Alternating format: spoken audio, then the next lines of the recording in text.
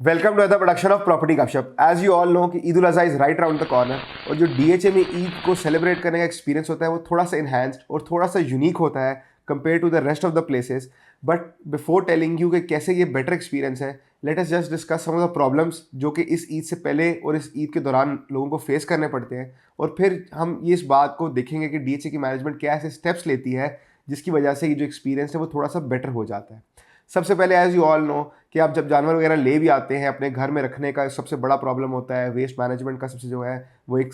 Another जो है वो इसका इशू होता है। और अक्सर आपने नॉर्मल स्ट्रीट्स में देखा होगा, कभी भी आप किसी भी इलाके में चले जाएँ, पिंडी के इलाके में चले जाएँ, तो आप देखा होगा कि स्ट्रीट्स जो है वो अक्सर गंदी हुई होती हैं, वेस्ट पड़ा होता है, जानवरों का जो खाने पीने की चीज़ें होती हैं वो पड़ी हुई होती हैं। फिर सेकंड जो सबसे बड़ा प्रॉब्लम होता है वो ये होता है कि जो बुचर्स हैं वो लोगों से टाइम डिसाइड कर लेते हैं बिफोर ईद के, जी हम आपके पास इस दिन में आएंगे या इस टाइम पर आएंगे। तो उस टाइम पर जो है वो आप फिर दिखते ही रहते हैं और लोगों की जो है बार बार फ़ोन करते रहते हैं और वो आपको आगे से यही जवाब देते हैं कि जी बस अगले 10 मिनट में या 15 मिनट में जो है हम आ रहे हैं।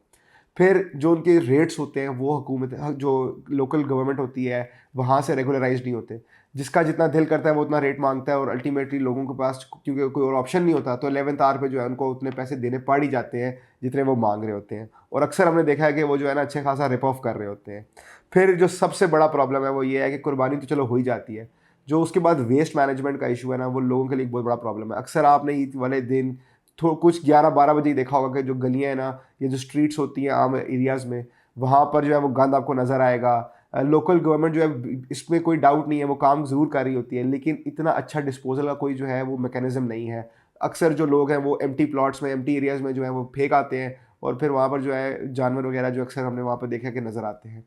अब हम इस एक्सपीरियंस को डीएचए कैसे एनहांस करता है उन स्टेप्स के बारे में डिस्कस करते हैं और ये देखते हैं कि एक्सपीरियंस कैसे बेटर किया जा सकता है किसी भी और वॉल्ड सोसाइटी में या इवन जो ओपन एरियाज हैं वहाँ पर भी कैसे बेटर किया जा सकता है। सबसे पहले एज ऑफ 1 जून डीएचए की मैनेजमेंट ने लोगों को ये अलाउ कर दिया कि जी आप अपने जो सैक्रिफिशियल एनिमल्स हैं ना वो अपने घर में ला के रख सकते हैं, इस शर्त पे कि स्ट्रीट्स जो है वो गंदी नहीं होनी चाहिए, उनके जो खाने पीने का सामान है वो आपको जो स्ट्रीट्स है वो नज़र नहीं आना चाहिए। और जो है ना अपने अपने अपने जो पोर्च वगैरह या जो आपका छोटे मोटे जो गार्डन्स हैं आपने जो है उनको वहीं पर रखना है। सेकेंडली जो डीएचए की मैनेजमेंट की तरफ से सबसे अच्छा जो है इकदाम लिया गया वो ये है कि रिसेंटली डीएचए की मैनेजमेंट ने हर घर में फ्लायर्स दिए और जो रेजिडेंट्स थे उनको पर्सनली मैसेजेस भी किए हैं कुछ ऐसे बुचर्स के नंबर जिनके जो रेट्स हैं वो डीएचए की मैनेजमेंट ने जो वो फिक्स कर दिए हैं। गालिबन वो 6,000 रुपये वो बकरे के लिए रखे हुए हैं और 18,000 रुपये का जो रेट है वो बड़े जानवर के लिए जो है वो डेजिग्नेट किया गया है। अब सब लोगों को ये पता है कि जी हमने क्या रेट देना है, किसी को ये नहीं है कि जी हमने 8,000 देने हैं, किसी ने 5,000 देने हैं, सबके लिए एक फिक्स्ड रेट है। वो जो बुचर्स हैं आप उनसे रब्ता कर सकते हैं और जो है आप उनसे अपना टाइम जो है वो फाइनलाइज कर सकते हैं।